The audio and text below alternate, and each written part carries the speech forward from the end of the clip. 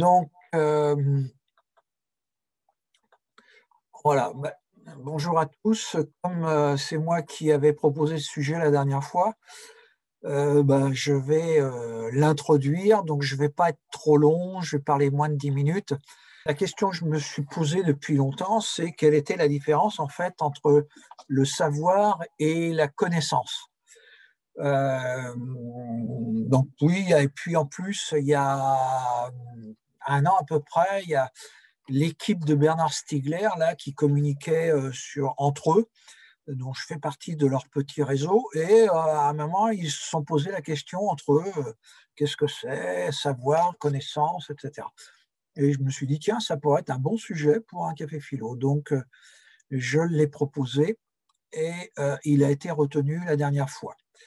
Alors, étymologiquement parlant, donc la connaissance, ça vient donc du latin cognoscere. Donc ça veut dire exercice de la faculté par laquelle on connaît et on distingue les objets. C'est une idée, une notion qu'on a de quelque chose, de quelqu'un. Le fait de le connaître. Personne connue, donc avec laquelle on a des liaisons ou des relations. Alors, Christian Godin, que certains d'entre nous connaissent relativement bien, propose deux définitions, entre autres, parce qu'il y en a plein, en fait, j'étais très surpris de voir le nombre de définitions possibles. Mais la définition donc de Christian Godin, c'est faculté mentale produisant une assimilation, excusez-moi, par l'esprit d'un contenu objectif préalablement traduit en signes et en idées. Et sa deuxième version, c'est résultat de cette opération, la connaissance est une possession symbolique des choses. Elle comprend une infinité de degrés. La connaissance rationnelle, méthodique, universelle, a parfois été opposée au savoir empirique, chaotique, objectif. Donc la connaissance se distingue des termes qui lui sont proches, comme savoir, information, données, croyance, science, expérience, etc., etc., etc. Alors le terme savoir, donc du latin sapere, en latin classique sapere, avoir de la saveur en fait, avec influence de sapiens comme sage, d'où être perspicace, comprendre, puis savoir. En définition, on peut dire appréhender par l'esprit ou la connaissance, connaître de façon certaine. Posséder quelques sciences, quelque art, être instruit, habile en quelque profession, en quelque exercice. Avoir l'esprit orné et rempli de choses utiles, être accoutumé ou exercer à une chose, la bien faire. Avoir le pouvoir, la force, le moyen, l'adresse, l'habileté de faire quelque chose. Donc, on voit que dans savoir, il y a une idée d'action. Ensemble des connaissances acquises par l'étude, par l'expérience. Donc, tout comme savoir et connaître ne s'emploient pas dans les mêmes contextes, on distingue le savoir et la connaissance. Le savoir désigne une construction mentale individuelle qui peut englober plusieurs domaines de connaissances, en fait. Donc, c'est un ensemble des connaissances d'une personne ou d'une collectivité acquises par l'étude, par l'observation, par l'apprentissage et ou par l'expérience. La connaissance, quant à elle, se réfère à un domaine précis extérieur au sujet. Connaissance d'une langue, d'une discipline. Ce terme s'emploie généralement au pluriel, des connaissances usuelles, connaissances pratiques, bases de connaissances, etc. Savoir et connaissance, par contre, s'opposent au domaine de la croyance. Au niveau individuel, le savoir intègre donc une valeur ajoutée en rapport avec l'expérience vécue et de multiples informations contextuelles.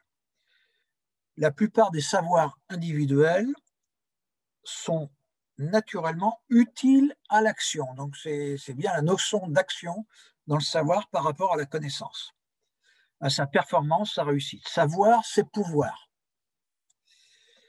Le savoir se présente donc généralement comme une valeur collective, une ressource de nature immatérielle. Moi, j'aime bien le terme ressource de nature immatérielle. Cette valeur prend l'allure d'un bien et même d'un bien économique. On réifie donc cette réalité en la matérialisant dans le langage. On parle donc de acquisition du savoir, accès au savoir, appropriation des savoirs, transmission du savoir, échange de savoir, partage de savoir, circulation du savoir, gestion du savoir, maîtrise du savoir, valorisation du savoir, etc. On peut distinguer 3 types de savoir. Le savoir dit simplement, qui en fait est la connaissance. Le deuxième, c'est le savoir-faire, compétence et habileté. Et le troisième, c'est le savoir-être, qui correspond à des attitudes, à des postures, à des comportements en fait. Le savoir, c'est tout simplement l'ensemble des connaissances acquises lors de formations à travers la littérature ou avec l'expérience. Le savoir-être, ce sont les attitudes adoptées dans un contexte professionnel. Le savoir-être est lié à vos valeurs, à vos qualités personnelles et comportementales. En fait, le savoir-faire, c'est la pratique. C'est l'application de la connaissance. La capacité de mettre en action son savoir dans le cadre d'un métier, par exemple. Le savoir acquis, c'est le corpus des notions admises et transmises. Il demande seulement à être appris et il se cumule au fil des générations, constituant ainsi la culture. Il est cependant intéressant de distinguer le processus actif de production que nous nommerons la connaissance de son résultat, que nous appellerons le savoir ou savoir acquis.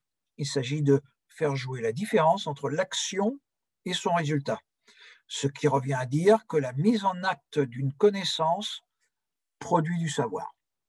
En fait, moi c'est comme ça que je le vois. Alors, quand on parle de savoir, on parle souvent de compétences. Alors, la compétence, c'est en fait la mobilisation d'un ensemble de ressources, donc de savoir, de savoir-faire et de savoir-être, en vue de résoudre une situation complexe, appartenant à une famille de situations problématiques. La compétence est la capacité d'agir efficacement dans un type défini de situation. Capacité qui s'appuie sur des connaissances, mais ne s'y réduit pas. Elle se réalise dans l'action, la compétence. Elle ne lui préexiste pas.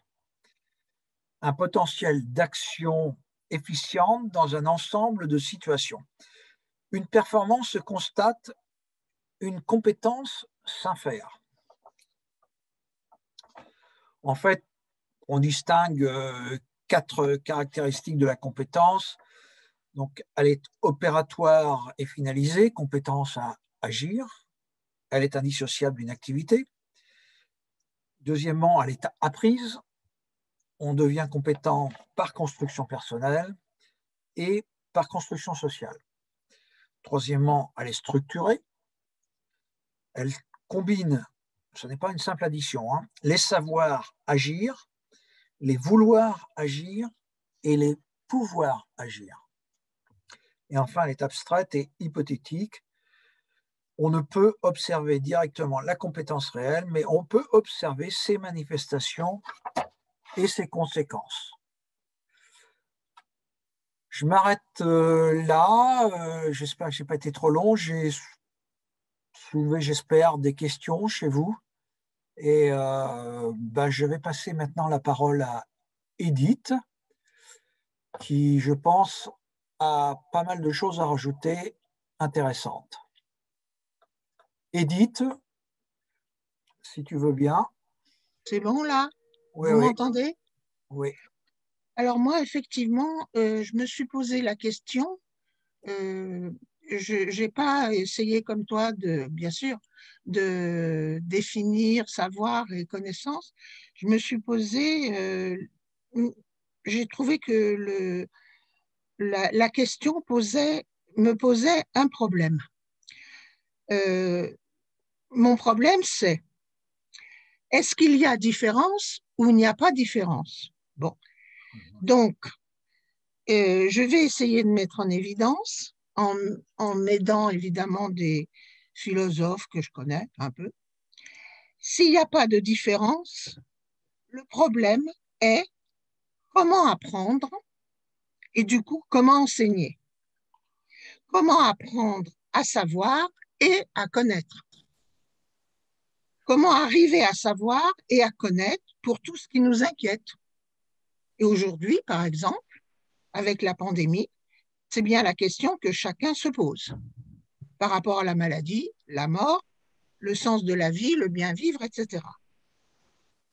Eh bien, disons que les philosophes anciens et modernes répondent à cette question parce que eux, ils ne distinguent pas savoir et connaissance.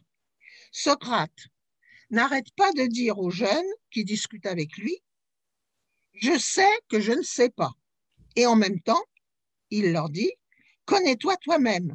Vous savez, l'inscription grecque du temple de Delphes, c'est-à-dire dialogue avec les autres opinions, avec celles des autres, pour trouver réponse aux questions que tu te poses.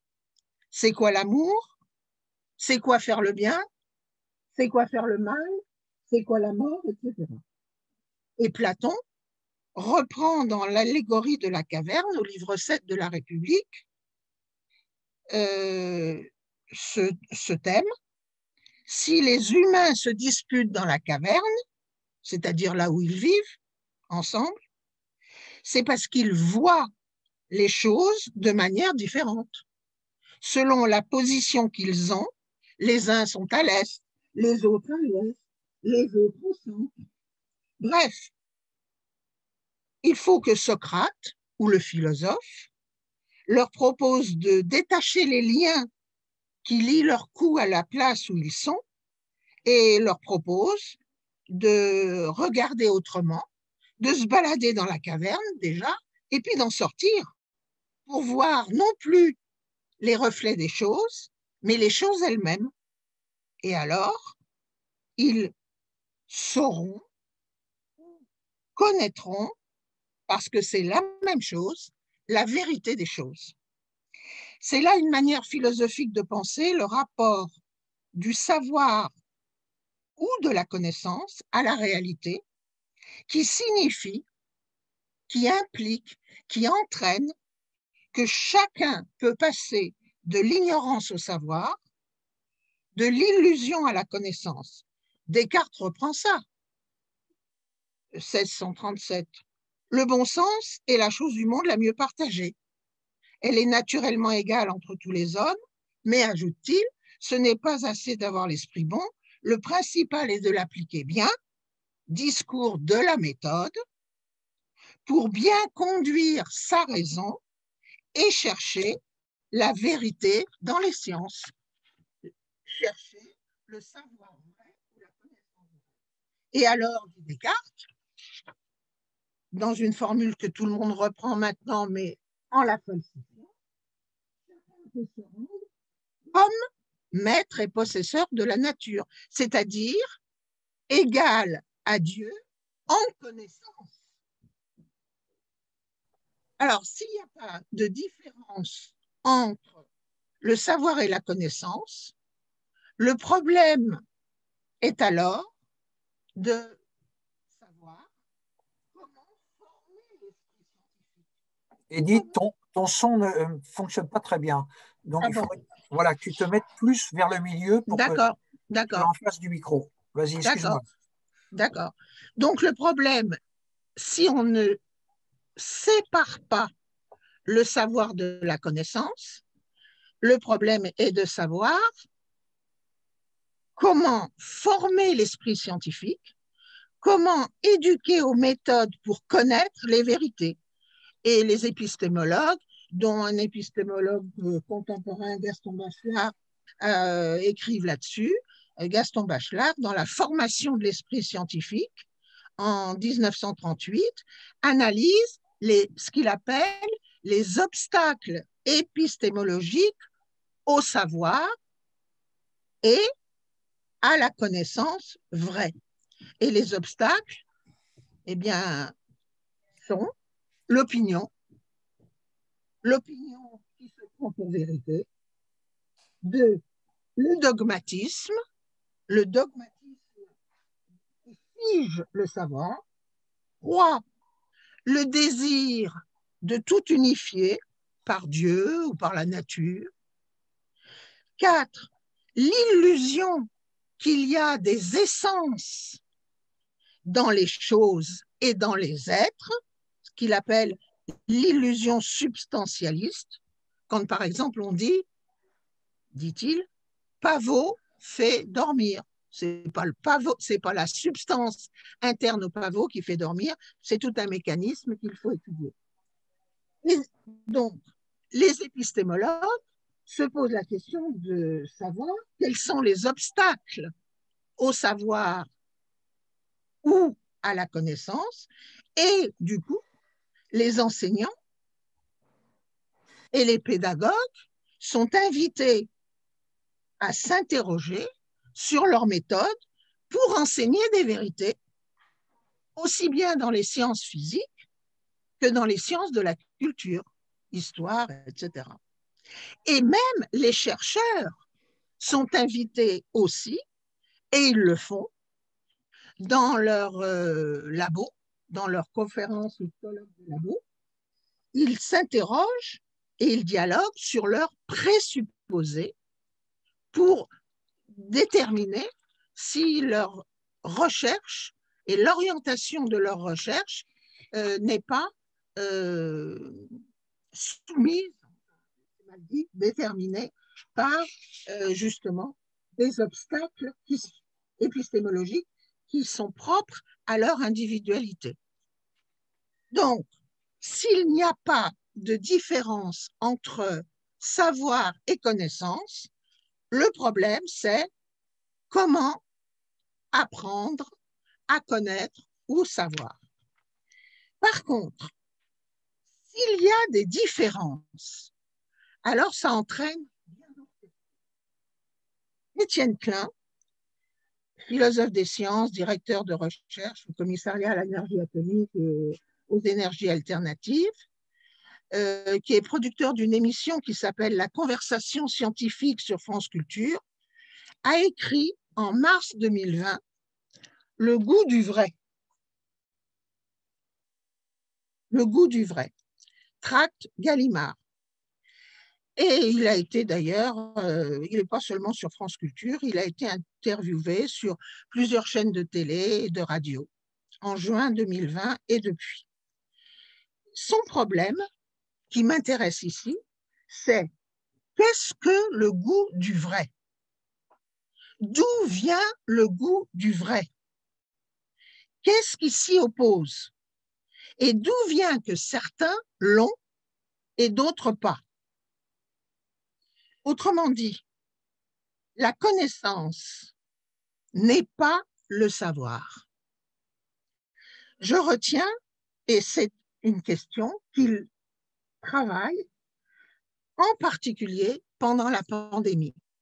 Enfin, le texte est sorti en mars et juin 2020. Pourquoi? Parce que la pandémie, dit-il, a révélé des habitudes de pensée, des caractères, comme disait La Bruyère, et des comportements par rapport à la vérité, à la connaissance, à la science et à l'ignorance. Je retiens quelques propos. Il y a les sceptiques qui se vantent de ne croire à rien, comme si la science devait être objet de croyance. Il y a les relativistes, puisque la connaissance a une histoire, puisque les connaissances scientifiques ont une histoire, disent-ils, il n'y a pas de vérité universelle. Il y a les populistes, ceux qui disent, et on les a entendus, je ne suis pas médecin, je ne suis pas scientifique, je ne suis pas expert, mais je pense que. Il y a ce qu'il appelle les coronavirologues, ceux qui parlent sur le corona. Alors, des puissants, comme Donald Trump et d'autres, qui usent de leur position pour dire le vrai sur le virus.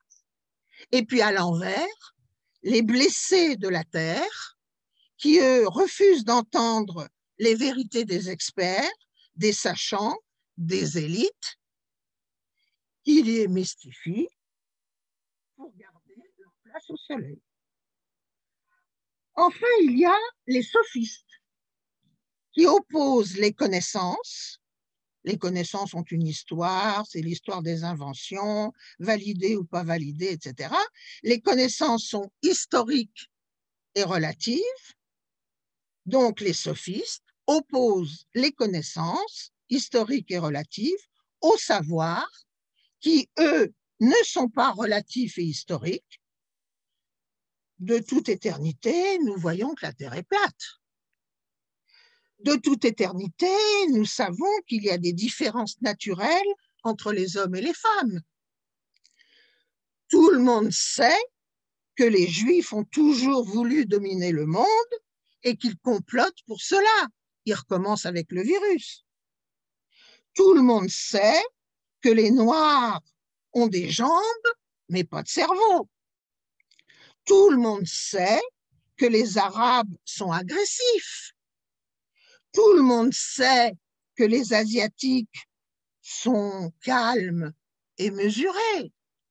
Tout le monde sait, bref, qu'il y a des tribus, des peuples, des races plus ou moins barbares. Donc, il y a la connaissance, dit Étienne Klein. La connaissance, elle est républicaine, en ce sens qu'elle est la recherche d'une vérité universelle, d'un bien commun. La connaissance n'est pas démocratique. La connaissance, elle ne se vote pas. Ce n'est pas une opinion majoritaire ou une opinion de l'opposition, ni le savoir ancestral, coutumier ou communautaire. Alors, quand on fait la distinction entre connaissance et savoir, eh bien, ça implique de nouvelles questions. Qui peut et doit gouverner la cité? Les experts, les sachants, les despotes éclairés ou les idéologues? Deuxième question. Quelle relation entre le politique qui gère la cité et le scientifique? Troisième, c'est la question que posait Max Weber dans un ouvrage, Le savant et le politique, en 1917. Troisième question. Quelle responsabilité a chacun de nous, par rapport à l'évolution de la pandémie, c'est-à-dire par rapport à l'évolution du monde ou de la fin du monde? Déjà, le philosophe Hans Jonas posait la question du principe responsabilité. Ça a été repris, par exemple, par Jean-Pierre Dupuy dans un ouvrage, Le catastrophisme éclairé, qui dit la catastrophe, c'est pas certain, mais c'est probable. Et donc, il ne faut pas être catastrophiste, comme le sont ceux qui peuvent l'être avec leur maison à la montagne ou à la campagne, un grand jardin, une calèche et Internet. Pablo Servigne et d'autres. Mais il faut écouter ce que les connaissances scientifiques nous enseignent du probable pour nous mobiliser. J'ose dire que Greta Thunberg a eu cette affirmation. Écoutez les scientifiques pour savoir ce qui est probable, qui n'est pas certain, et pour savoir quelles sont nos responsabilités.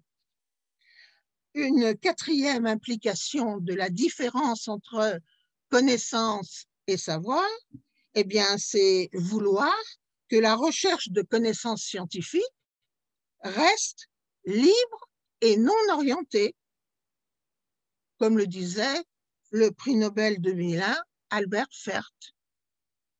Enfin, une dernière implication, eh ben, c'est que peut-être qu'aujourd'hui, il faut enfin vouloir ce que Michel Serres appelait le double contrat. À la fois le contrat social, aimez-vous les uns les autres, et le contrat naturel, aimer la terre, avec toutes les responsabilités que cela implique. Ce que d'ailleurs reprennent aujourd'hui Edgar Morin. Au 1er janvier 2021, il a été interrogé à France Info et il a parlé de son bouquin, le fameux bouquin qui a pour titre Le temps des incertitudes. Ce que Bruno Latour aussi reprend. Alors avant, il parlait du parlement des choses, il fallait savoir que les vivants, les choses, etc., ont droit à la parole et qu'il ne faut pas seulement considérer que l'écosystème mondial n'est qu'humain. Bon, il fallait... Mais là, il va beaucoup plus loin en disant, dans son dernier ouvrage, Où suis-je ? Du confinement à l'usage des terrestres, il va beaucoup plus loin en disant qu'il faut prendre en compte tous les vivants, bien sûr, il le disait déjà, mais l'articulation et la responsabilité des uns et des autres, et notamment du vivant humain. Autrement dit, c'est ni la connaissance ou le savoir, ni le savoir contre la connaissance, c'est en même temps, il faut changer de logiciel. C'est ce que disait Kant, oser penser. Oser penser, je vais dire, moi, oser penser que les savoirs traditionnels, ancestraux, primitifs, peuvent cohabiter avec la recherche de connaissances vraies, explicatives des catastrophes probables. Alors, par exemple, vous trouvez sur Internet, et je le regarde maintenant, les astuces de grand-mère pour laver son linge, pour faire son repas. Il y a aussi les médecines douces, il y a aussi l'alimentation paysanne, je dis bien l'alimentation paysanne et non pas agricole. Et puis il y a aussi tous ceux qui s'associent pour le recyclage, les fameux 3 R, réparer, recycler, et le troisième, je ne sais plus ce que c'est. Bon. Il y a aussi les étals solidaires, les coopératives de production qui s'articulent ou ne s'articulent pas avec les grandes surfaces, les auto-entrepreneurs de diffusion, de distribution, etc. Donc, il faut oser penser la cohabitation des savoirs et de la connaissance. Il faut aussi oser penser de refuser l'adhésion, le scotchage, le collage au savoir coutumier et transmis quand on sent que ces savoirs sont des atteintes à l'humanité de chacun. L'excision, la domination hiérarchique de l'homme et de la femme. Outre, bien sûr, les deux interdits universels que sont l'interdit de l'inceste et l'interdit de tuer. Donc, il faut changer de logiciel. Il ne faut plus opposer savoir et connaissance, mais il faut chercher à concilier certains et à refuser d'autres. Ça s'appelle philosopher, c'est s'étonner, c'est réfléchir, pour arriver à ce que Boris Cyrulnik appelle la résilience, la reconstruction de soi. Et pour arriver à ce que Cynthia Fleury, la philosophe contemporaine et psychanalyste, appelle le courage. Pour avoir le courage de ne pas glisser soit vers l'adhésion à des savoirs transmis qu'on sent comme étant mal humains, disons, soit tout simplement glisser vers le refus de vivre, parce qu'on en a marre. On ne sait plus à qui se fier. Eh bien, les deux s'apprennent. Hein, savoir construire une résistance aux savoirs qui sont inhumains ou enfin qui entraînent de l'inhumain et savoir avoir le courage de chercher à connaître et à expliquer ce qui nous arrive. Ben, les deux s'apprennent. Hein. Ça s'apprend pas tout seul, ça s'apprend avec les autres dans un café philo, mais pas seulement. Alors avec les autres, évidemment en présence de préférence. Voilà. Je voulais dire ça. Bon, ben, je m'arrête là et je passe la parole à Gunther. Non, voilà. Gunther, si tu peux te recentrer, qu'on puisse quand même voir ton visage. Merci. Alors, j'éteins mon micro. Non, non, non, non, Edith, n'éteins pas ton micro, puisque c'est celui que utilise Gunther. Voilà. Alors, Gunther, si tu peux te mettre un peu au milieu. Christian, voilà. C'est toi qui donnes la parole. Non? Oui. C'est toi qui donnes la parole parce que toi, tu vois les gens. Voilà, tout à fait. Je vois les gens et donc pour la prise de parole, merci vous avez un onglet, enfin un icône qui s'appelle discussion. Vous cliquez dessus et à droite, vous marquez parole et je vous donnerai la parole au fur et à mesure des demandes, sachant que, comme le dit si bien Gunther, les premières prises de parole sont prioritaires. Non, non, mais moi, je n'ai rien à ajouter. J'apprends beaucoup dans ces cafés philo, donc je suis venu pour apprendre. Voilà. Donc qui est-ce qui veut... Alors, la première demande de prise de parole, c'est Guy. Alors, Guy, avant que tu prennes la parole, je voudrais quand même te dire quelque chose. C'est que il me semble que c'est ton anniversaire aujourd'hui, donc je te souhaite un bon anniversaire. Merci, c'est pour ça que je suis absenté, parce que le téléphone a sonné plusieurs fois et je ne pouvais pas faire autrement. Tu as 25 ans, tu as quel âge? Exactement. 93. 93. Non, voilà. Attends, 83. Pardon, 83. À toi de jouer. Eh bien, d'accord. J'ai loupé un petit peu, excusez-moi Edith, j'ai loupé un petit peu de ton introduction.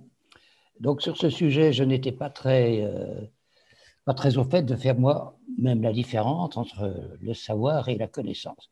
Donc je suis allé voir un petit peu dans les dictionnaires et j'ai trouvé des définitions qui étaient souvent similaires, c'est-à-dire, par exemple, avoir présent à l'esprit un certain objet, vrai, réel, voire abstrait. Et c'est dans le dictionnaire de Comte-Sponville que j'ai trouvé une différence explicite quant au substantif. Il dit, si l'on veut distinguer savoir et connaissance, on peut dire que la connaissance serait plutôt un acte dont le savoir serait le résultat. Alors là, il m'a éclairé un petit peu. Donc ainsi, je pourrais en déduire que ma soif de savoir détermine mes connaissances. Et c'est avec le verbe, en revanche, qu'on voit la différence la plus nette. Bien sûr, je sais lire, je sais écrire. Alors, on a tous des philosophes de référence. Moi, c'est Montaigne. un homme de grande connaissance, nous laisse une somme de toutes ses réflexions qui, pour lui, ne constituent pas le savoir. Celui-ci, homme de grande connaissance, nous fait part de toutes ses réflexions sur divers sujets et résume, pour ainsi dire, le monumental ouvrage que sont les essais par cette formule qui restera célèbre, que sais-je.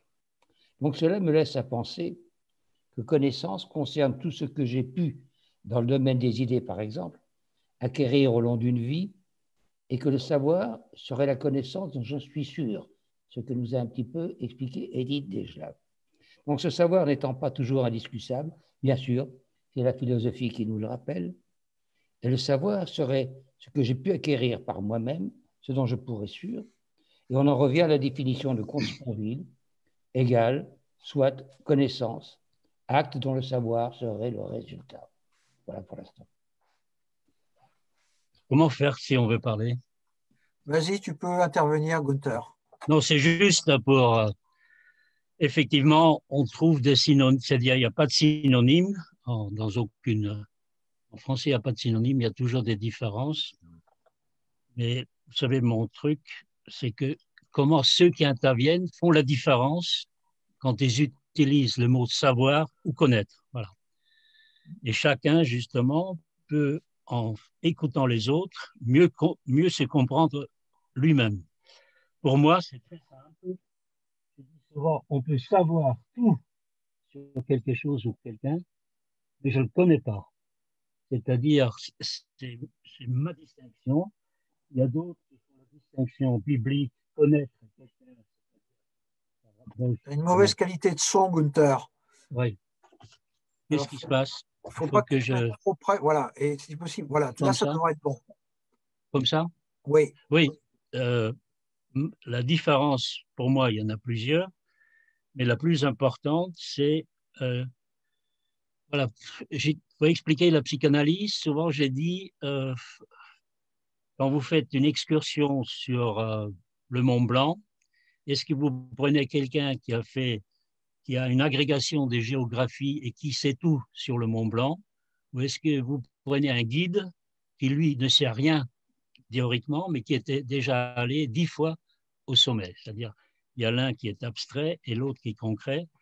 Et ce sujet est fondamental parce que ça tourne autour de la raison. Qu'est-ce qu'est la raison? Voilà. Et là, c'est abyssal parce qu'il y a énormément de distinctions. La dernière chose, le logos. Le logos qui serait la raison et donc la logique qui permet de savoir ou de connaître.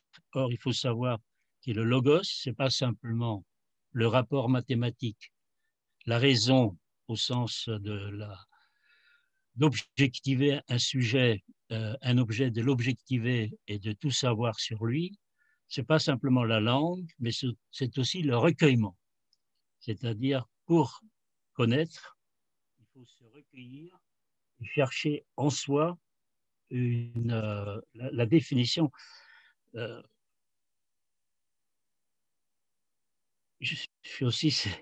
me répète, mais ça porte aussi sur la distinction entre exactitude et vérité. Il y a l'exactitude, ça serait le savoir, et la vérité, c'est quelque chose qui est à faire, ce n'est pas quelque chose qu'on peut constater, c'est une vraie amitié, un vrai amour, une vraie démocratie. Ce n'est pas une amitié exacte, un amour exact, une démocratie exacte. Mais là, j'ouvre beaucoup de pistes, mais on ne trouve pas la réponse à la question, à mon avis, en cherchant dans les dictionnaires ce que ça veut dire. C'est ce qui est sur la banderole dans ces cafés philos, c'est penser par soi-même. Ça ne veut pas dire tout seul, en s'inspirant des philosophes morts et ceux qui participent au débat, mais c'est penser par soi-même. Donc, j'encourage et ceux qui interviennent, c'est que pour eux, quand ils utilisent un mot ou un autre, savoir ou connaître ou comprendre, parce qu'on n'a pas parlé, comment ils peuvent nous dire ce qu'ils veulent dire par ce mot. Voilà. Ok. Edith, tu veux rajouter quelque chose? Non, d'accord. Je veux rajouter que quand je me suis référée parce que Étienne Klein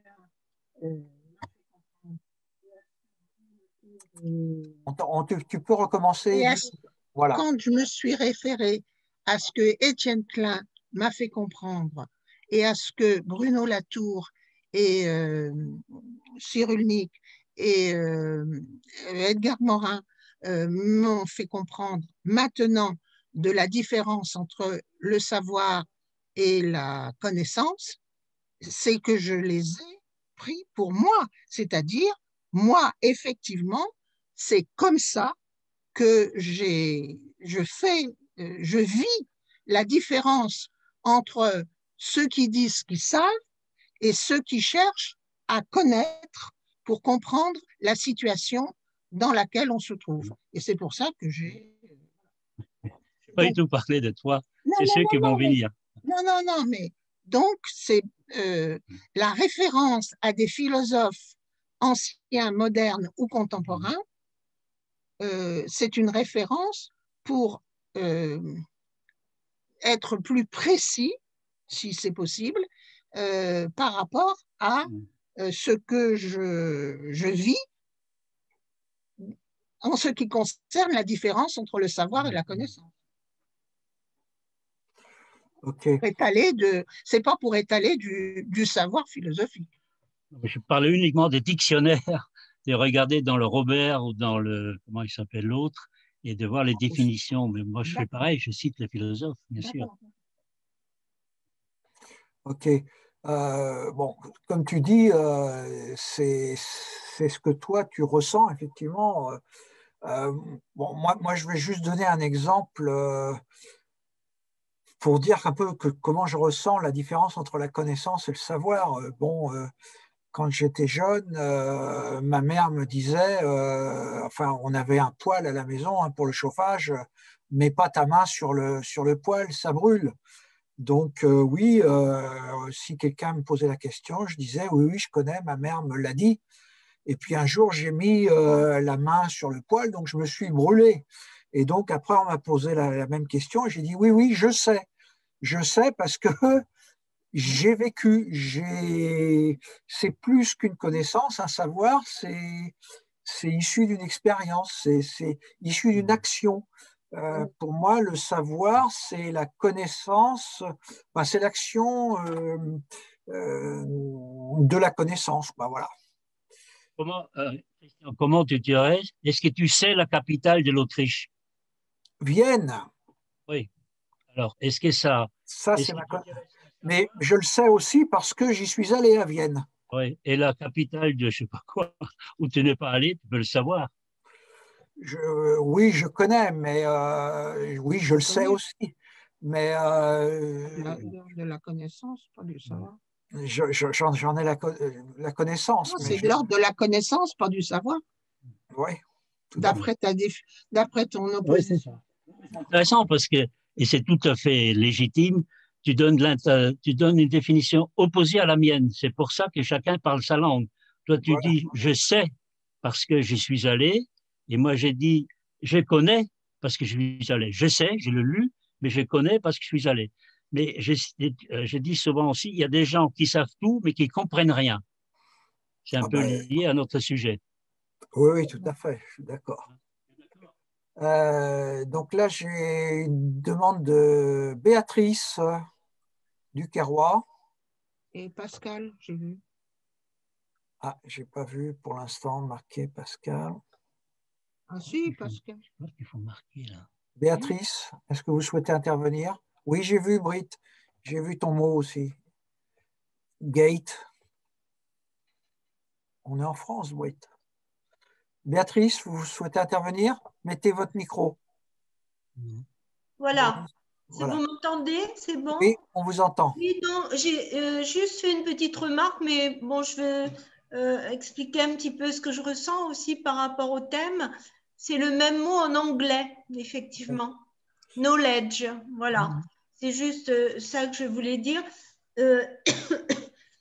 Pour revenir là sur cette phrase, je touche le poil, donc je sais, ou je sais quelle est la capitale de l'Autriche.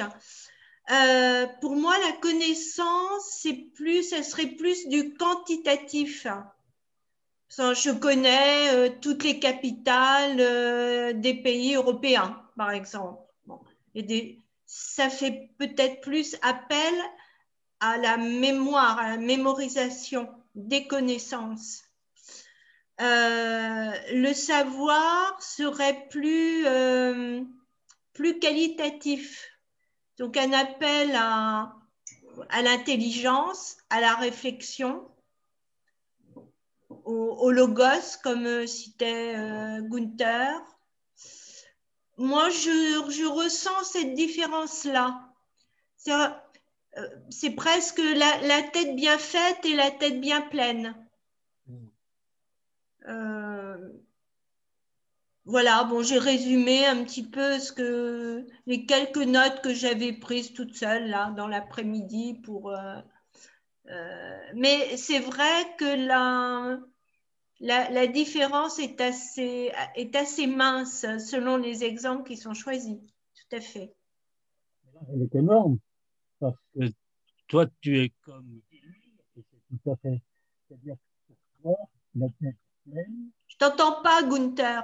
Pour toi, tu es proche de Guy-Lui. Pour toi, la tête pleine, ce serait la connaissance, tandis que la tête bien faite, ce serait le savoir. Et pour moi, Oui, c'est l'inverse. Ah oui, ben c'est oui. bien ça. Hein. Mais ce qui est intéressant de les langues, c'est toujours passionnant, parce qu'effectivement, les Anglais n'ont qu'un seul mot, to know, et ils ne peuvent pas dire connaître. Mais Donc, les Anglais, c'est pour ça qu'ils sont philosophiquement, pour moi, assez étroits, parce qu'ils n'ont que do know, simple, do know ou du don't know. Et pour dire connaître, ils disent de know about, mais c'est toujours know. Tandis que les Français et les Allemands, ils ont deux mots, wissen, kennen et connaître. Oui, c'est vrai. Ouais. Et comme c'est la langue qui nous constitue, hein, on le sait, si on parle de plus en plus de notre logiciel, de notre bug dans le fonctionnement, etc., c'est qu'on est en train de devenir des ordinateurs sur pattes. Oh, il y a des exemples où l'anglais est très nuancé par rapport à nous aussi. Hein. Bien sûr. J'ai une demande de Britt. Après Joe. Pour moi, le savoir est plus par expérience, comme tu l'as dit, Christian, et la connaissance, pour moi, c'est plutôt livresque. Mais franchement, je suis contente que les Anglais, contrairement à ce que dit Gunther ou au ressentiment de Gunther, je suis contente qu'il n'y ait qu'un mot pour ça, parce que je me demandais quelle était la différence. Et c'est vraiment une mince différence. Hein. Et toujours, dans toutes les langues, quand même, le mot dépend du contexte et non pas d'une définition à la lettre prête. Sinon, elle est littérale, justement. Tout ce qu'on reproche aux religions littérales, ça mène à des... Et aujourd'hui, je pense qu'on a assez à faire avec les fake news pour ne pas pinailler et faire ce que Edith a proposé, chercher la vérité. Chercher la vérité contre les fake news. Et ça, c'est tout un programme. Hein. Bon, faire du fact-checking, c'est important aujourd'hui. Et à ce moment-là, on a besoin de scientifiques. On a besoin de connaissances. On a besoin de creuser. On a besoin de l'histoire. On a besoin de beaucoup de choses. Et évidemment, c'est chronophage et les populistes à la Trump auront toujours le dessus dans l'immédiat sur nous en tant qu'opinion pour eux. Parce que, justement, quand on est perdu comme nous sommes, en temps de pandémie en particulier, et même avec le marketing ambiant, il faut dire qu'on est manipulé, on le sait, pas tout le monde le sait, mais nous sommes quand même manipulés par un marketing qui nous amène dans certaines directions et tout le monde ne sait pas faire du fact-checking. Alors, moi, effectivement, je me suis aussi inspirée des paroles ou des concepts d'un philosophe que nous avons malheureusement perdu, c'est Bernard Stiegler, et qui, lui, parlait de la prolétarisation des savoirs, hein, des savoir-vivre, des savoir-faire, des savoirs s'alimenter, des savoirs faire la cuisine, etc., etc. Tous ces savoirs pratiques et mis en pratique qui ont tendance à se perdre par la mécanisation, la robotisation. Et ça, effectivement, je pense aussi que le savoir a un rapport direct avec l'action, avec la mise en acte des expériences. Donc, les connaissances, comme je l'ai dit, hein, c'est plus livresque, néanmoins important parce que certaines choses ne se relèvent pas totalement de la pratique, mais on a toujours besoin de se rapprocher des deux. Maintenant, je pense que le problème de notre époque actuelle, c'est vraiment est-ce qu'on peut faire confiance à tout ce qui est dit et est-ce qu'on peut faire confiance même parfois aux scientifiques, mais comment ne pas faire confiance, c'est ça aussi la question. Je prends l'exemple des vaccins actuellement.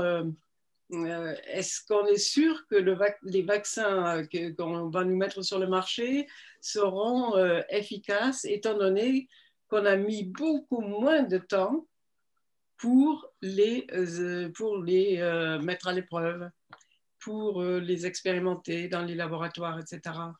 On a mis beaucoup d'argent, d'accord, pour une fois, dans la science. C'était essentiel de mettre beaucoup d'argent. Mais maintenant, il y a aussi la compétition entre les laboratoires. Et il y a la question du marketing.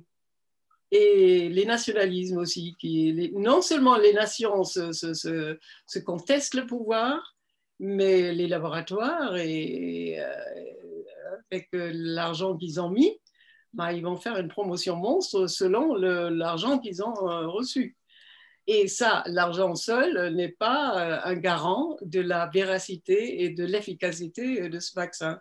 Ça va être expérimenté sur nous, les humains. Hein, nous servirons de cobayes, je pense.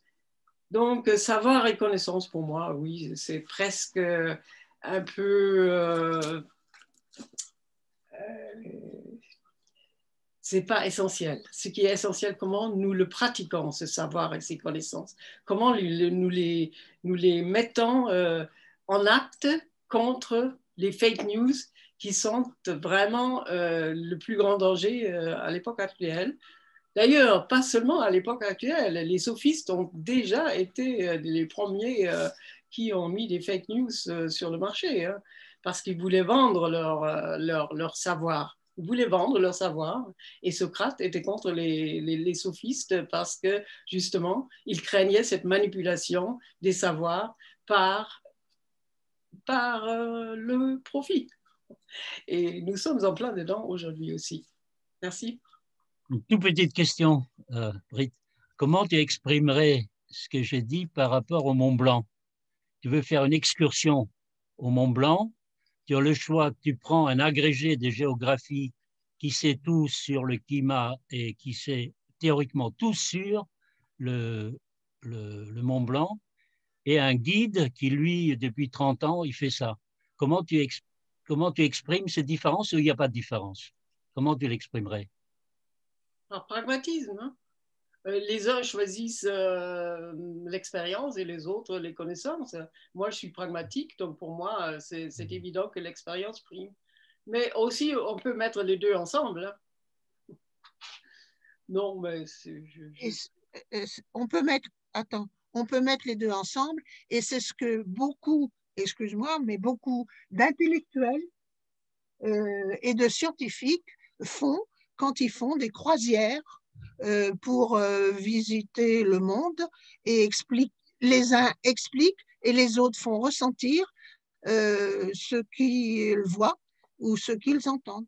Oui, mais c'est toujours pareil. Avant de dire c'est les deux, il faut définir chacun pour soi-même. Bien sûr, on peut être un guide de montagne qui est en même temps agrégé de géographie, mais pour pouvoir se comprendre, il faut d'abord distinguer et ensuite dire c'est jamais tout blanc ou tout noir.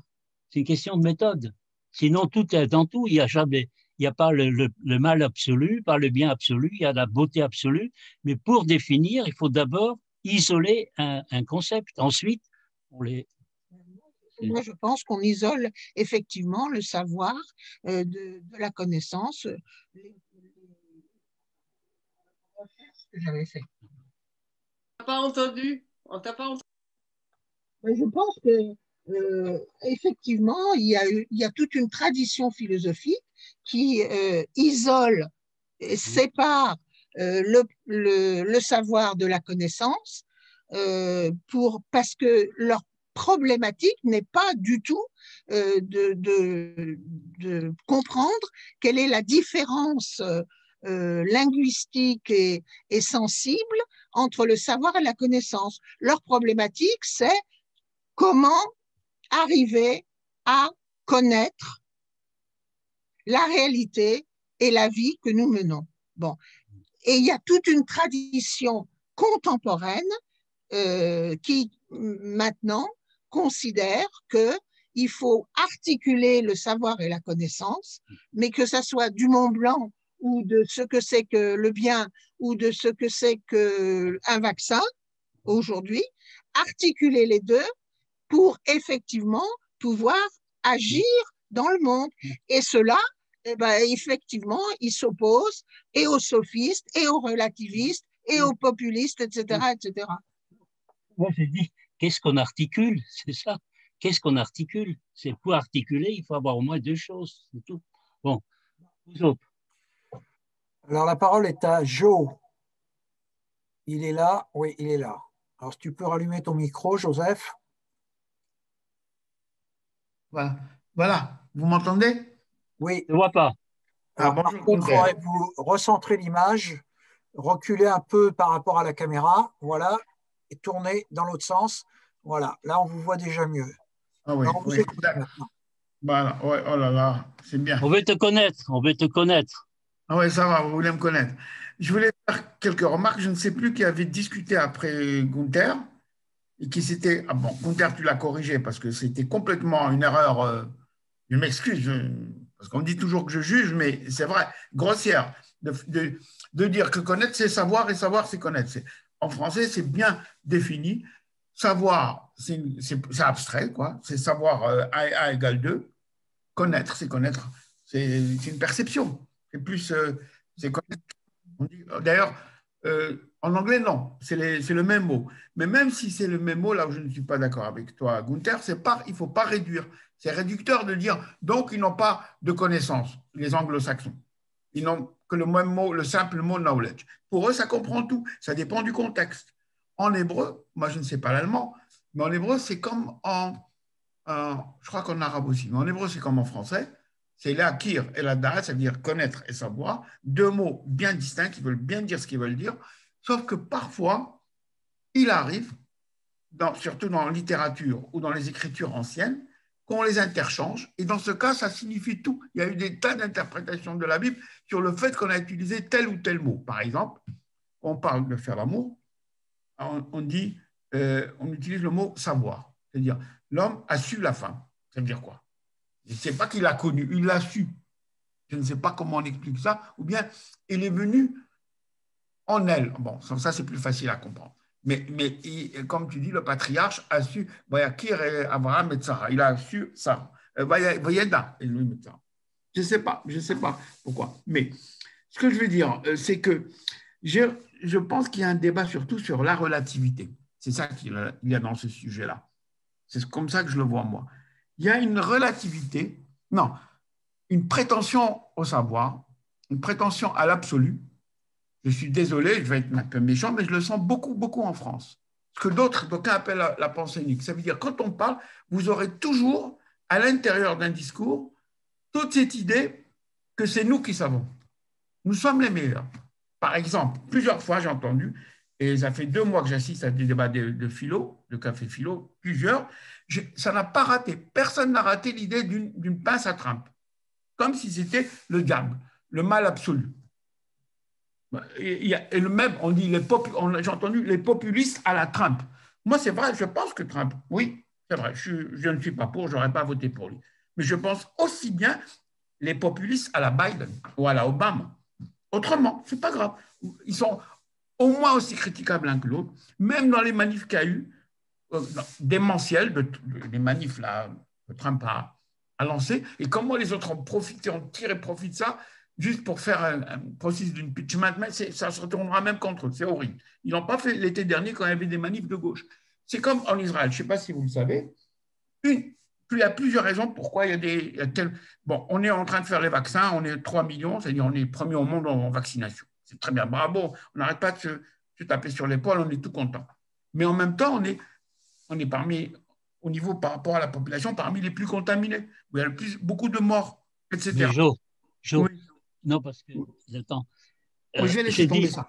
J'ai dit jamais quelqu'un est hors sujet, mais je demande, quand je ne comprends pas, quel est le lien que tu fais avec les sujets. J'allais dire, bon, je laisse tomber la politique. Bon, je veux dire aussi, on parle de fake news. Quand vous parlez de fake news, vous dites cherchez la vérité. C'est-à-dire, vous avez une idée de la vérité. Vous pensez, celle qui a dit ça, pense qu'elle sait quelle est la vérité, la seule possible.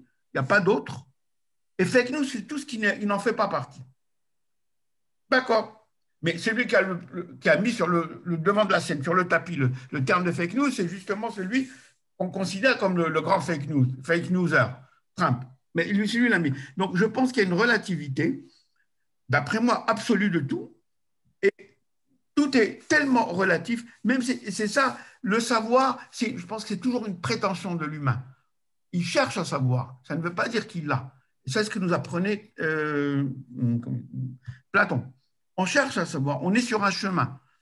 Et on rencontre en route des morceaux de savoir qu'on finit par connaître, par approcher, par apprivoiser. Dans le domaine comme dans le Petit Prince de Saint-Exupéry. Dans le domaine de la connaissance, c'est une idée d'apprivoiser, s'approcher, vraiment faire partie l'un de l'autre. C'est là qu'on commence. C'est plus que le savoir sur certains plans. Mais en même temps, le savoir, c'est plutôt le domaine de la scientifique, philosophique, mais même ça, c'est relatif. Puisque, qu'est-ce que c'est? Toute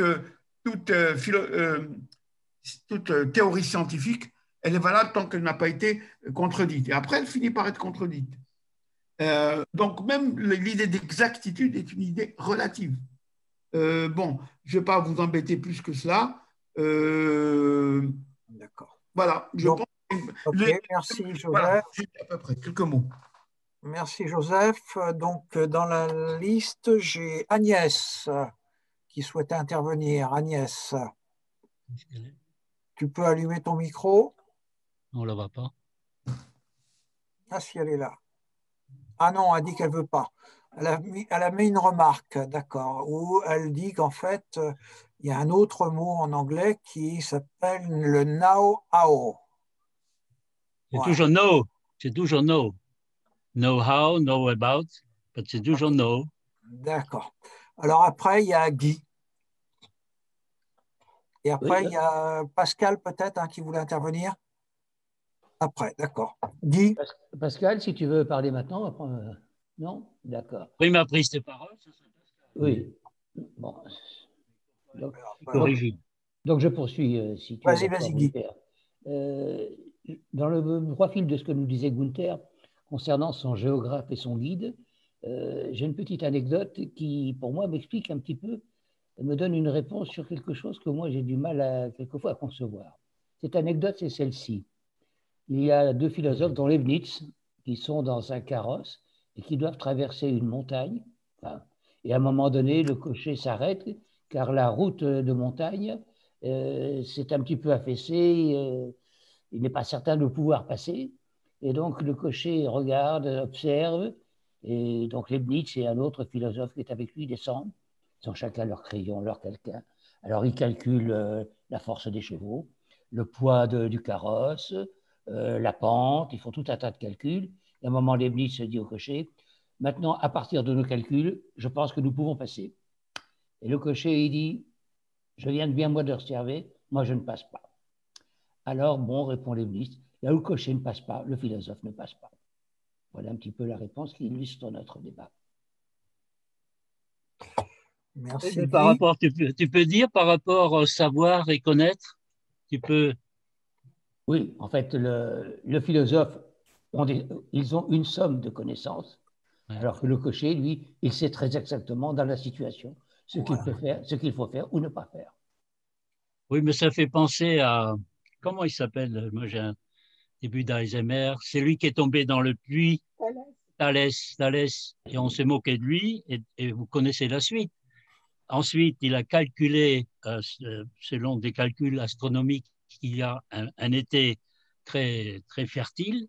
Il a racheté tous les moulins du coin et il est devenu extrêmement riche pour prouver que le philosophe, ce n'est pas simplement l'albatros qui n'arrive pas à… Non, c'est le contraire. C'est le cocher qui est l'albatros, qui ne peut pas partir. Non, ça, on se moque des philosophes parce qu'effectivement, moi, je fais beaucoup de débats avec les jeunes et ils me disent, mais la philosophie, c'est prendre la tête. Il faut faire la fête, avoir des femmes, et puis le troisième, du fric. Voilà. Donc, la philosophie, c'est un peu, c'est quelque chose où on s'élève un peu. On s'élève un peu des chemins embourbés ou des problèmes pratiques de tous les jours. Mais ça ne veut pas dire qu'on devient complètement apratique, hein, qu'on ne sait plus rien faire. Il y en a, c'est vrai. C'est à qui maintenant? À Britt.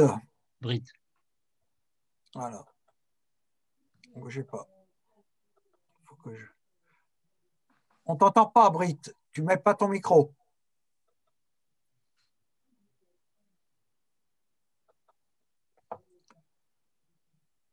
Ton micro, Britt. Oui, ça y est, il est allumé maintenant. Bon, ben voilà, c'est bon. Donc, pour contrer Joseph, je trouve ça assez dangereux. Rapproche-toi. Je trouve dangereuses les paroles de Joseph, hein, parce que, bon, je pense que le poison auquel nous sommes exposés à notre époque, et pas seulement à notre époque, mais aujourd'hui, nous le vivons, c'est le relativisme. Hein, et les fake news sont le meilleur exemple. Les fake news, parmi les fake news, il y a la Terre est plate. Et il y a, je ne sais pas combien de centaines ou des milliers d'adhérents à cette théorie complètement absurde, mais ça existe. Ils sont, voilà. Alors, si on est relativiste, il faut admettre ça. Et je ne sais combien d'adhérents qui sont négationnistes, un peu moins, parce que c'est interdit, c'est poursuivi par la loi. Quand on nie que la Shoah a existé, mais ça existe aussi.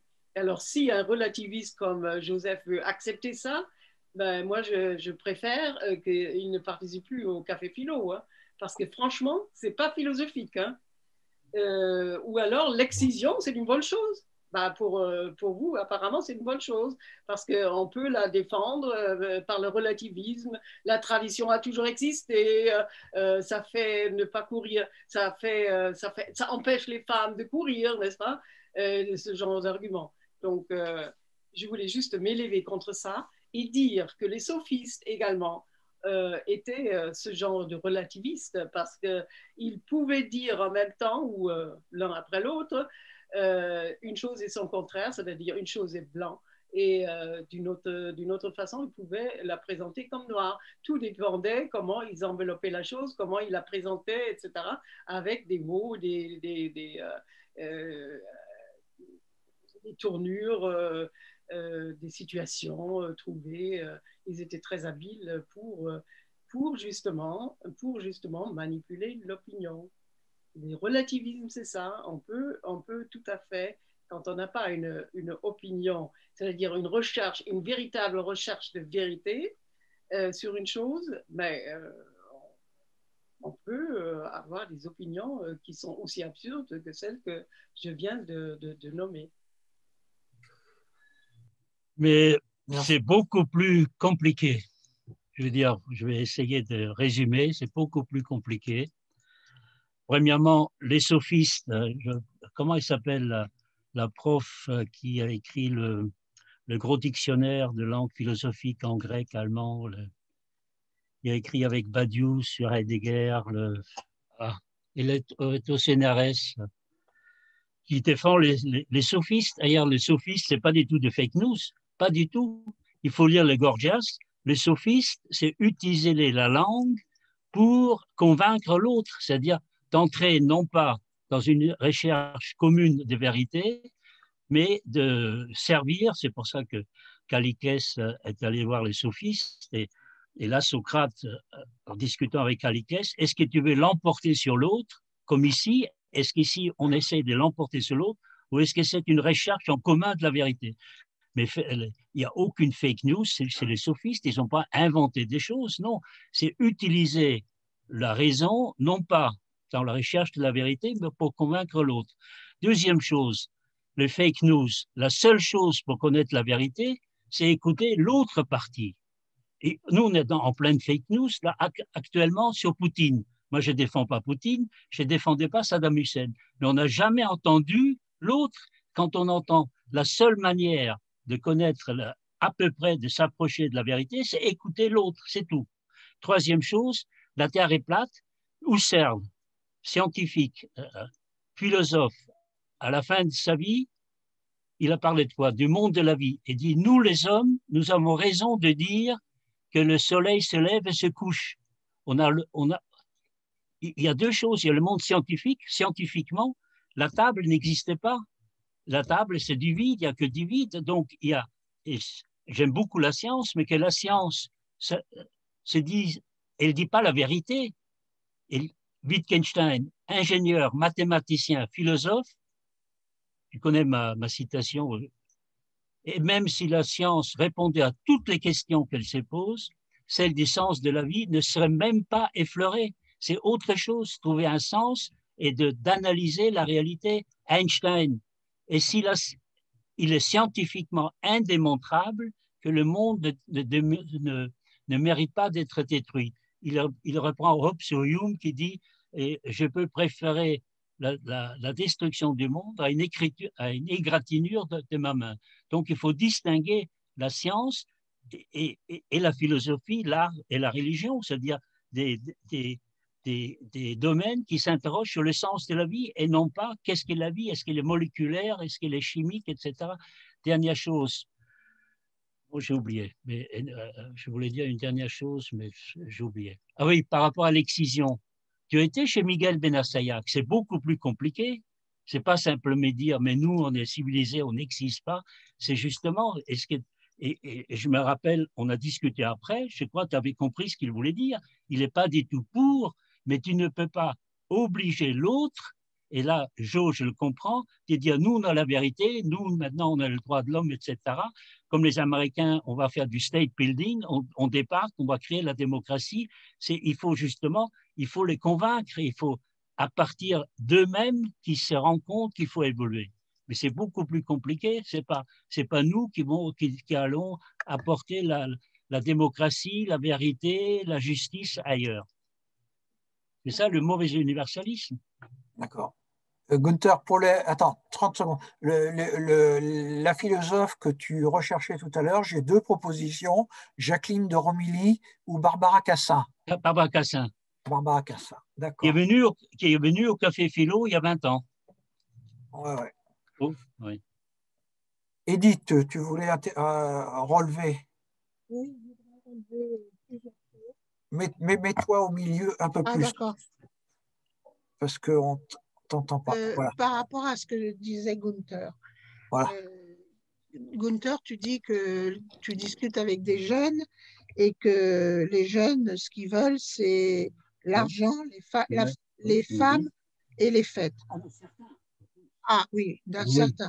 Et donc, que leur problème, c'est pas de philosopher et de... Bon, oui, peut-être certains, mais ça, c'est de toujours. C'est de toujours.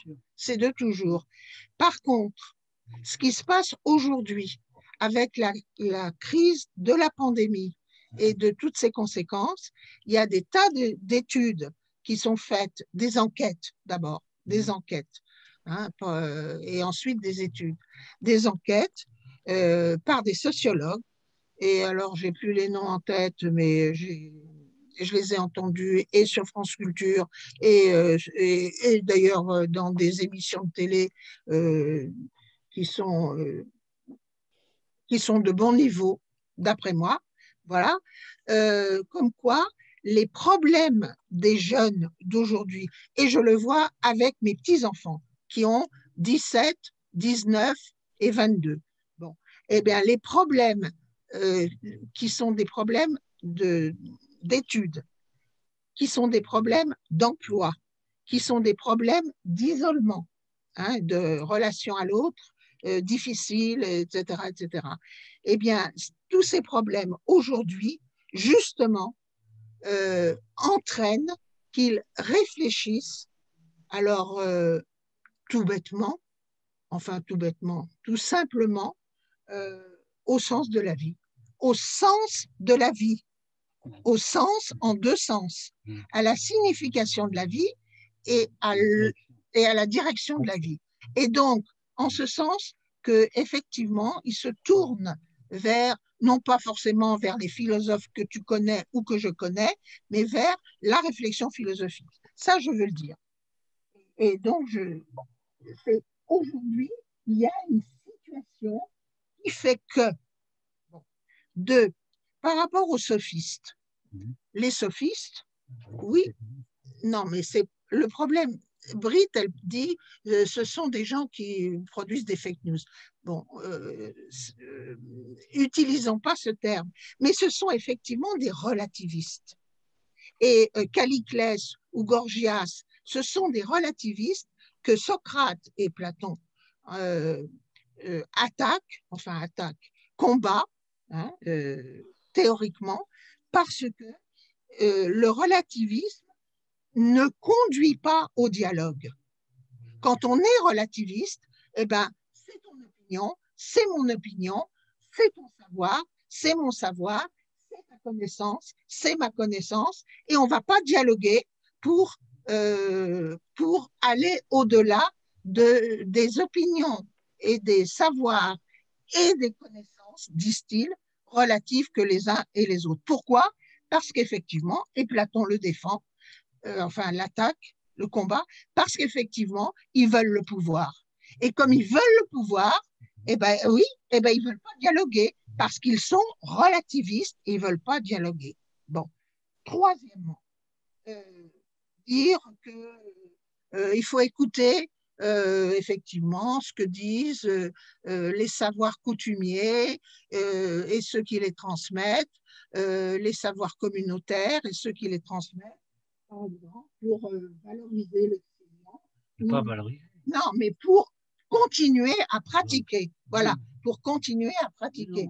Bah, c'est pas au nom des droits de l'homme que on se met à penser que moi, je me mets à penser que le savoir coutumier qui conduit à la pratique de l'excision chez certains, dans certains milieux, dans certains pays, chez certaines populations, ce n'est pas parce que j'ai dans ma tête les droits de l'homme ou parce que j'ai été militante de ceci ou de cela et féministe, etc., que je sens qu'effectivement la pratique de l'excision, c'est une pratique, je sens que c'est une pratique qui blesse l'être humain, que je suis et qu'est la femme qui va être excisée. Et donc, je ne vais pas imposer, je ne vais pas imposer, mais je ne vais pas non plus dialoguer. Non, je ne vais pas dialoguer avec ceux qui affirment qu'ils doivent pratiquer l'excision. Je vais discuter effectivement avec ceux qui le font, mais pas avec ceux qui soutiennent, justifient et théorisent la pratique de l'excision comme une pratique culturelle. Mais ça, il y a 4 malentendus. Le premier, quand je parle des jeunes, je sais pas, certains jeunes, pas du tout tous les jeunes, et ça peut être des vieux, C'est-à-dire que il y a maintenant, c'est à cause des Covid, c'est fermé. Il y a des débats, je sors et je saute en l'air, ils ont tout compris. Mais ça, c'était simplement parce que c'est très drôle. Ils me disent, j'ai du mal à comprendre la langue, vous nous prenez la tête, c'est 2, 3 sur une quinzaine en général, pas plus. Prenez la tête, ce qu'il faut, c'est avoir des meufs, faire de la thune, et le troisième, je ne me rappelle plus. Voilà. Mais ça peut être aussi des vieux, hein, des vieux où le seul problème, c'est le problem solving, c'est-à-dire la philosophie, ça ne sert à rien, c'est spéculatif. Il y en a même qui viennent au café philo qui disent mais est-ce que ça rapporte quoi, c'est pratique, ça sert à quoi? Deuxième chose, sur les sophistes, comment il s'appelle? J'ai encore oublié. Qui? Christian, Oui. celle qui défend les sophistes, Barbara Cassin. Barbara Cassin, elle dit justement, Platon, c'est un totalitaire parce que lui, il défendait la vérité. Et elle défend, mais voilà, c'est comparer les sophistes, c'est Trump, là, je fais simplement le porte-parole, il faut écouter celui qui n'est pas du même avis. C'est pour ça que le relativisme, ça veut dire quoi? Si toi, tu penses avoir la vérité, c'est parce que je pense que je n'ai pas la vérité, que je discute avec l'autre, que l'autre a une opinion, mais on a des opinions. Qui n'a pas d'opinion? C'est le moment de vérité, c'est lorsque 2 personnes parlent, il y en a un des deux, tout d'un coup, je dis, ah, je n'ai pas pensé à ça. 2 spécialistes d'Aristote qui discutent entre eux, et à aucun moment, il y en a un qui dit, ah, là, je n'ai pas pensé à ça. C'est l'opinion sophistiquée. Ils sont dans l'opinion. Ils échangent comme des billets de banque. Voilà. Je te donne un peu d'Aristote contre un peu de Platon, mais il ne se passe rien. Ça, c'est l'opinion. Et Hannah Arendt, elle défend l'opinion. Mais je ne dis pas que j'ai raison, mais j'ai l'impression, tu crois que le relativisme, c'est que chacun a sa vérité, non pas son exactitude, mais sa vérité. C'est ça le café philo. Comment veux-tu dire quelqu'un qui dit pour moi le plus important est l'amour, pour l'autre la justice, pour le troisième la vérité et pour le quatrième le savoir? C'est sur l'exactitude, on peut pas discuter. Que Vienne n'est pas la capitale de l'Italie, oui, là, il n'y a pas à discuter. Mais quand toi, tu dis, pour moi, c'est plus important la beauté que la justice, qui peut dire que tu as tort? Donc, s'il y a une vérité universelle, c'est le terrorisme. C'est le terrorisme. Non, mais je parle de vérité scientifique, oui, je ne parle pas des vérités universelles. Mais même la vérité scientifique, ils se contredisent. Ils se contredisent sur le Big Bang, sur le Big Crash. Là, on voit justement sur le Covid, ils disent, ceux qui ne sont pas d'accord aujourd'hui, on ne les laisse pas parler. Je ne dis pas qu'ils ont raison, mais on ne les laisse pas parler. Oui, c'est ça, le savoir, le connaître. Là. Comment rattacher ce qui vient de se passer entre savoir et connaître. Voilà. Le connaître, c'est effectivement, pour moi, c'est une expérience. Et moi, je fais appel, j'essaye de le faire moi-même, quand je parle de parler à la fois théoriquement et de mon expérience. C'est-à-dire, et ça peut être des expériences, un livre, c'est-à-dire ça peut être une expérience d'intérioriser un savoir et pas simplement d'échanger des billets de banque usés, des concepts qui sont déjà forgés. Ici, on conceptualise. Voilà, c'est ça, dans un café philo, on conceptualise. D'accord. Ouais. Ah oui, mais je ne parle pas de toi. Alors, il y avait Pascal ensuite, mais il est parti. Béatrice. Oui. Est-ce que dans le savoir, il n'y a pas une notion de sagesse? Quand on dit celui qui sait, j'ai pas de contexte précis, mais celui qui sait comme un initié. On ne dit pas celui qui connaît. Celui qui connaît, c'est pas la même chose. C'est un peu ce que j'ai voulu faire repasser tout à l'heure quand j'ai parlé de quantitatif. C'est celui qui connaît parce qu'il fait appel à sa mémoire. Là, je vois de l'expérience. Effectivement, le guide qui connaît tous les tous les obstacles d'un chemin menant au Mont Blanc, et celui qui sait, c'est l'intelligence, c'est la clairvoyance. Moi, je le vois comme ça, la différence. Et j'ai pas de dictionnaire étymologique. Bon, le savoir, c'est sapere en latin, mais la sagesse, est-ce que je crois, il y a une relation entre les deux, je pense. Oui, tout à fait. Mais si pour moi, c'est le contraire, mais c'est pas parce que j'ai raison, mais c'est justement là où on peut parler parce que je sais ce que toi tu veux dire par savoir. Voilà.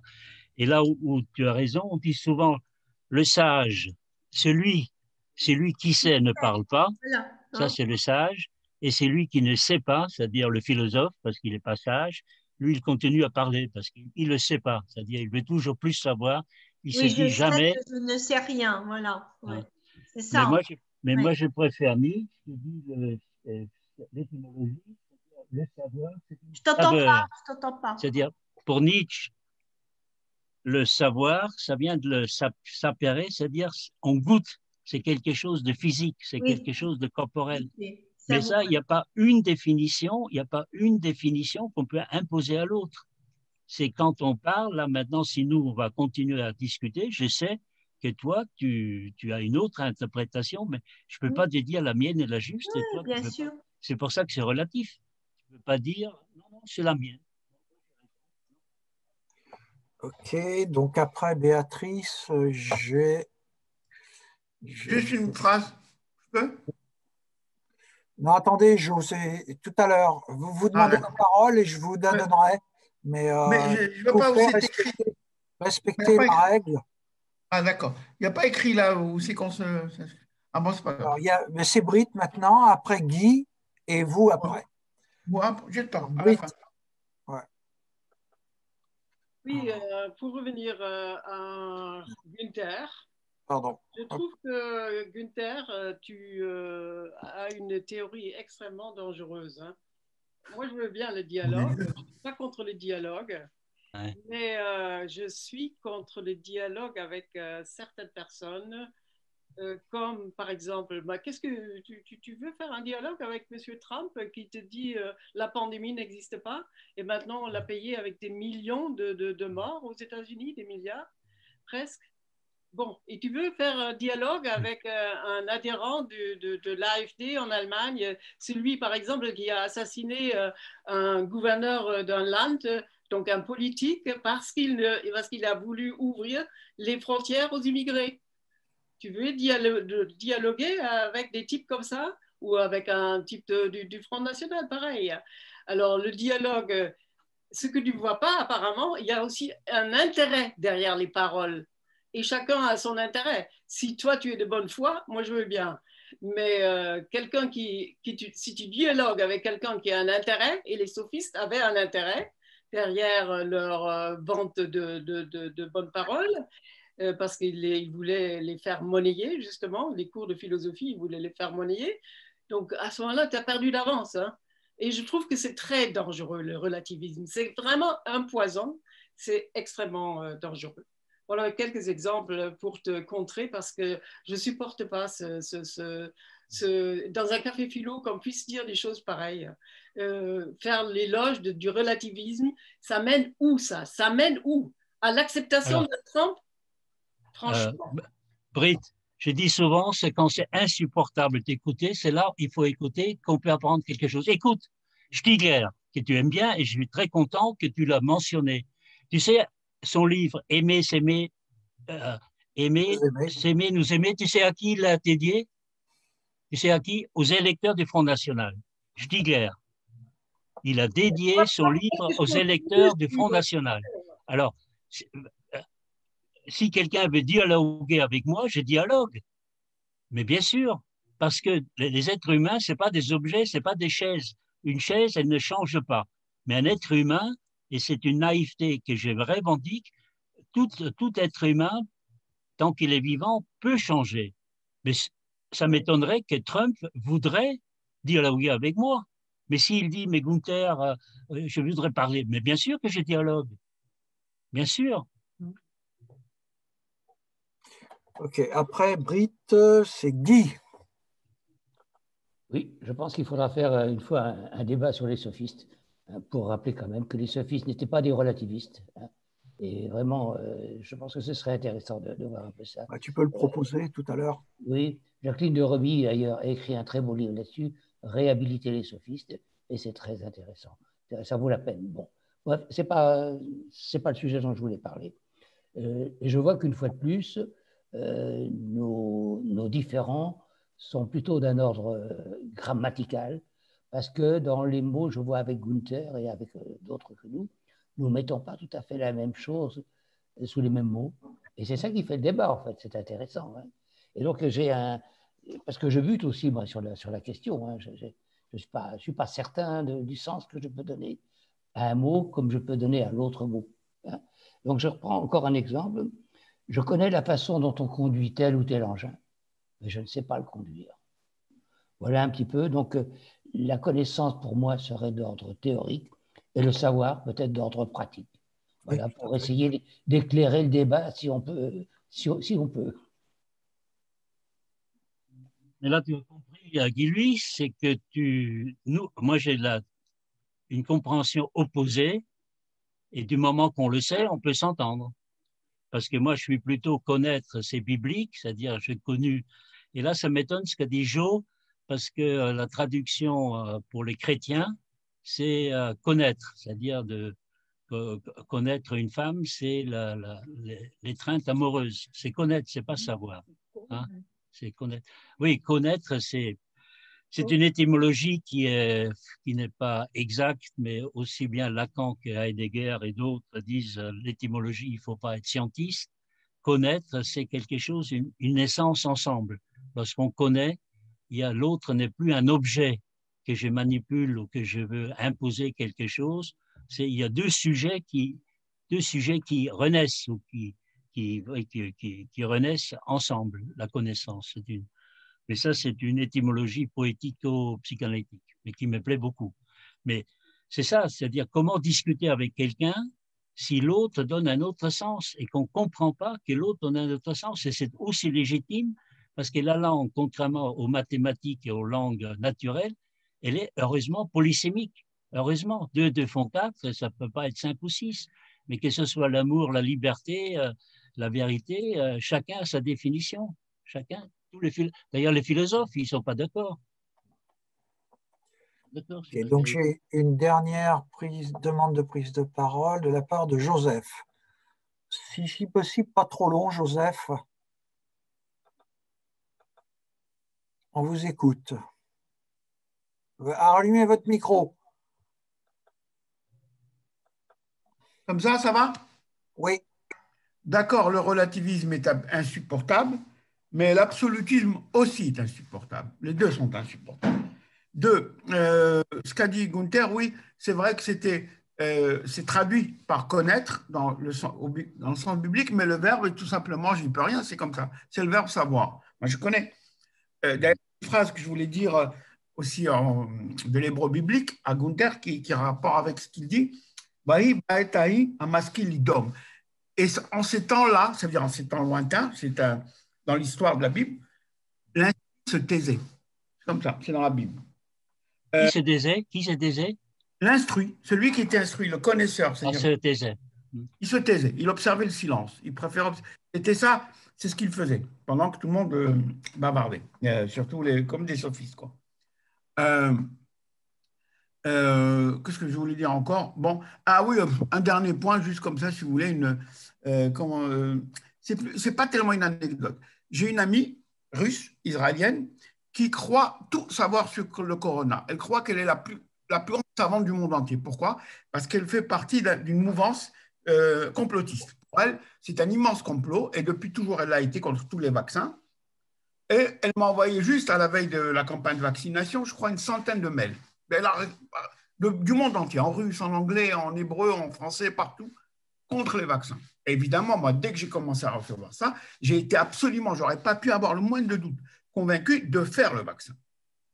Et je pense que c'est ça, c'est ce qu'il faut toujours faire, la critique de la critique. C'est pour ça que ce que tient comme discours, comment dirais-je, émotif, Britt, là, contre tous ceux qui ne pensent pas comme elle. Donc, évidemment, moi, ça me met tout de suite, elle, ça me met dans le sens, moi aussi dans l'autre, c'est pas grave. Et comme dit Gunther, il faut discuter. C'est ça qui est bien. C'est pour ça que moi, qui suis d'accord contre plein de choses de Trump, plein de choses qu'il a fait, j'essaye de voir aussi les bonnes choses qu'il a faites. Et je vois déjà les dangers de Biden, tout en voyant aussi les bonnes choses. Il faut voir un peu, et c'est ça l'esprit, je trouve, un peu philosophique, un petit peu sans prétention, c'est d'essayer d'avoir l'esprit ouvert et de voir, et d'avoir l'esprit critique.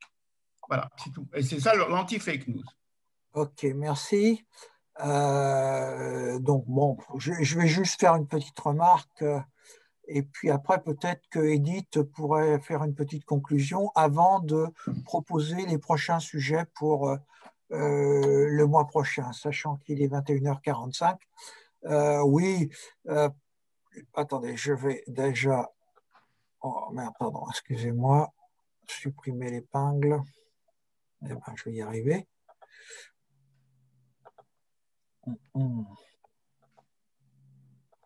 Voilà, oui, juste, si je peux donner un exemple connaissance et savoir en ce qui me concerne, moi je pense que les professeurs, donc dans l'enseignement, les professeurs de matières dites générales enseignent des connaissances, alors que les professeurs dites d'enseignement technique enseignent, eux, des savoirs. Bon, c'est ma façon de voir les choses, où je fais la différence entre la connaissance et le savoir. Est-ce que Edith veut conclure avant qu'on ne choisisse les prochains sujets? Edith. Je conclue simplement par rapport à ce que tu... Vous m'entendez là? Oui, oui, vas-y. Je conclue simplement par rapport à ce que tu viens de dire, parce qu'effectivement, tu as raison en ce sens de distinguer le savoir comme pratique et la connaissance comme théorique. Bon. Général, disons. Voilà, théorie, oui, théorie. Voilà, qui doit aboutir à des concepts et à des théories. Bon. Et ce que j'ai voulu démontrer, mais personne ou très peu ont repris le relais par rapport à ça, c'est qu'effectivement, les enseignants, tous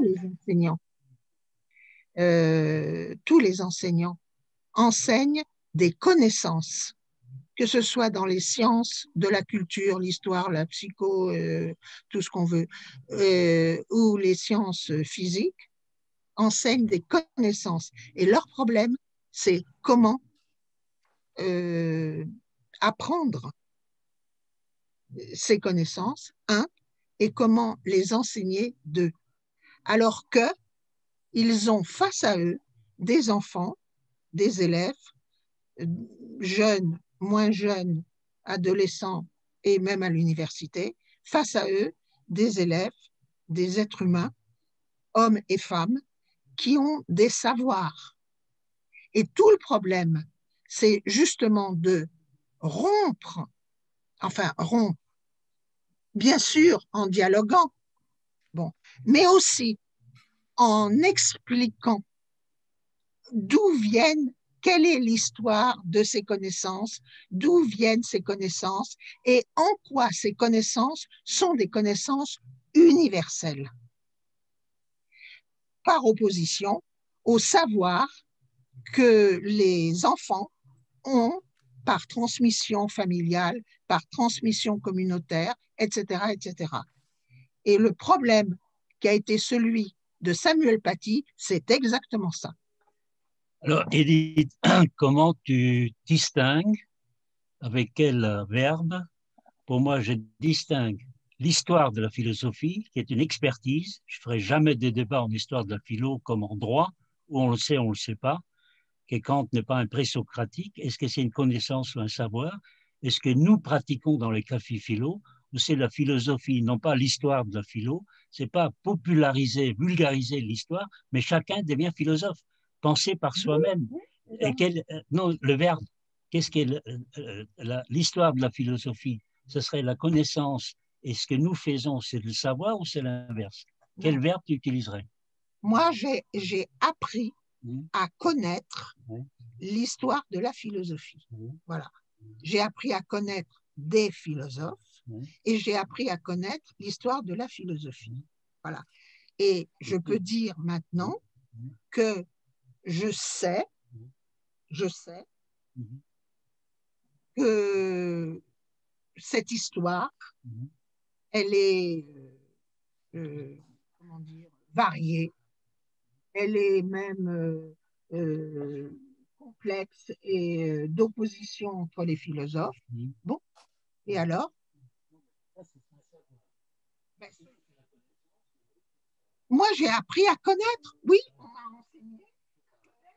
Voilà. Rapproche-toi, rapproche-toi. Et Voilà, maintenant, je sais quoi.